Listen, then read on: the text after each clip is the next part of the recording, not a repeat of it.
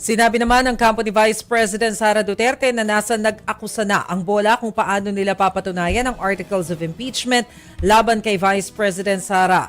Muli rin nilang inihayag na handa na sila sa impeachment trial sa Senado. Pero tutol kanina sa pag-impeach si Cavite 4th District Representative Kiko Barzaga. Sabi ni Barzaga, si VP Sara ang tanging presidential candidate sa 2028 na kayang buwagin ang korupsyon sa bansa.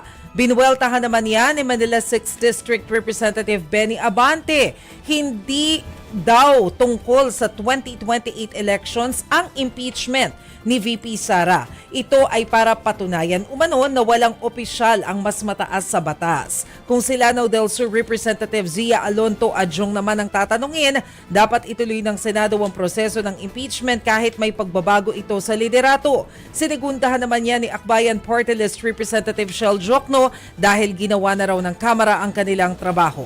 Dagdag pa ni Jokno, dapat forthwith ang pag-convene ng Senado bilang impeachment court matapos matransmit ang articles of impeachment.